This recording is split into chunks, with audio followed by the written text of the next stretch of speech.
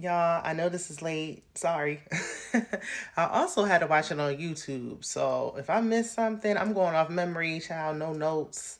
Listen, Atlanta cool. But if y'all want me to keep reviewing Love and Hip Hop Miami, let me know because Miami is that girl. But anyway, that's neither here nor there. Be sure to subscribe. And y'all might not like what I have to say about Saucy Santana. I'm going to save him for last. Let's get into it. So let's start off with Erica Banks because she didn't have a lot going on, just a little bit. Chaotic was by her side. She thought that her contract with 1501 ended. Come to find out, she had a lawyer go over it. She should have done that before she was hollering that her contract ended. Okay. But anyway, come to find out, she has like two more albums or something like that she has to do. And it's either sue them and that can put her career on hold even longer, or just put out the music and be done with it. I think she should put out the music and be done with it. So does her lawyer. So does she. Megan tried to warn you, girl. See what happens when you be like, oh, that was you, not me. And then it's you. Girl, just do what you got to do and be done with it. Okay, I put out two back to back, boom, boom, and be done. So remember, Erica Banks and Karlie Redd had a track together, but Erica Banks don't want to do it with Karlie because she ain't fooling with the record label or Karlie's man. Rightfully so. The way they treating her, I wouldn't do it either. I know it's like business over personal, but with them, I can't even blame. I don't blame Erica. I wouldn't do it neither. So she asked Amy, which is even more messy at Karlie, proving Erica Banks' point. Karlie is Karlie gonna be 90 years old, still being messy. Why would you go get Amy, knowing that they got beef? But Amy agrees to do it. She like it's not who came in first, it was who finished up last. I guess, girl, I'm not coming in after the fact doing nothing, but that's just me. So they do a showcase. Amy lets Karlie know that she's back with her man. They do the showcase, and we see Yandy, and Yandy was like, Karlie, this ain't it. Now, Yandy has managed some of the best of them. She, or whatever, she's worked with Joel Santana, Cameron, Dipset, all them, okay? One of them, something like that. So she knows she's talking about.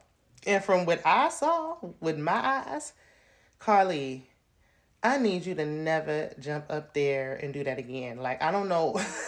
Let your daughter have a time to shine or something. Like, just put out music. She need to do them showcases that Summer Walker used to do when she just used to be just sitting down still and people was dancing in the back.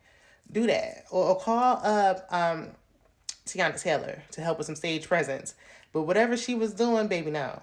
That no, babe. Karlie, no. No, no, no, no, no. The song didn't even sound bad, but no. Now, Bambi was supposed to perform. I ain't gonna say, she had a panic attack. She was so stressed out with being bullied by Mama D. She's like, look, I'm going through a divorce. I've lost friendships. Having all that happen at once is overwhelming. I know from personal experience, my engagement was ending. Friendships of 20 years and so ended at the same time. I lost a job all at once. It was a lot. So it is overwhelming, the panic attack. I hope she's okay. It's very understandable. She felt bad because she's like, Karlie's there for me. And when it's my time to be there for her, I couldn't deliver. And I understand her feelings, but you got to take care of yourself first, especially with your children. But I will say I am not disappointed that we had to skip out on her performance. I'm gonna lie to you. I didn't want to see it. So it's okay. Thanks for trying. Maybe next time, girl. Okay. And where has Rashida been? I ain't gonna complain. We really don't need her there. It's just, why is she in the opening credits? Like, just let her go. Okay. Anyway, so Spice, she's performing. I forgot what she's performing at in another country, and she got her main girls with her, especially Shekinah. Shekinah is really getting by just being her friend. Like, that's it. We picked up the episode where we left off last week. Brittany has issues with her liver or her kidney or something. She was born with it. But she ended up being fine. I think she was just a little dehydrated, needed some water and some rest. So they get to Spice performance, they having fun, and then they have dinner. The issue of colorism comes up. Spice talks about how darker skinned women get it harder. We know that to be a fact. It's been that way for a long, long, long time. If you say it's not, then where have you been? I've seen even on this platform, some lighter complected women saying something about like reverse colorism. If you look up the definition of colorism, That's like saying reverse racism, like, or colorism again. There's no such, you can't have colorism against lighter skinned people. Maybe prejudice, but not colorism. So this terminology is just, if we going by with it. Anyway, but yes, I think people can have feelings, negative, ill feelings towards people because of them being lighter skin tone, just like vice versa. But colorism isn't the right choice of words. I just wanted to put that out there, just to put it out there. However, the issue stems, I mean, we going back to slavery. This Black History Month, we can really just have a whole separate conversation about that alone. Now, for me, I never wanted to be any other skin complexion other than the one that I am. Like, I haven't had like an issue with that, but I know it's an issue. Especially think about the early 2000s with the video vixens, all light skin. You'd be lucky to see like one dark skin. Like, it's still like that till this day. It's crazy. But I don't know if that's why Spice acts out the way she does. It's like, Spice, you grown. You got to go and speak to someone about this. You got to get a handle on this. Now, Rennie tries to compare. She's like, I understand because my sister's dark skin and what she went through. No. Your sister understands because of her experience. You can identify, you can recognize that your sister, someone close to you, have gone through it, but you don't understand because you haven't experienced it. You've witnessed somebody else experience it, but you yourself can't understand because you haven't gone through it. There's a difference there. But I do appreciate her trying to show compassion. She gave, some good motivation to Spice. I agree with what she was saying. It's just that like, when people are like, I understand. No, you don't. No, you don't. Like, I can, I feel you. I feel what you're saying, but you don't get it because your sister went through it. Like, but I'm glad she did share the story. It brought them a little closer. Rennie seems like she's a good friend, so hopefully Spice don't run her off. We know, because they was trying to see if they about making up friendships. Like, oh, Sierra, you gonna make up with Bambi, and then Sierra started talking about Eric again, and she kind of gonna say, I need Sierra to get a new man. Like, get a new man, please. She's sick of it. No, Sierra needs to be single. Sierra has not been single ever. Like, I don't think she knows how to function alone. And that's part of the problem. Because why were you with a man who didn't even want a woman with kids and you got two? None of it made sense.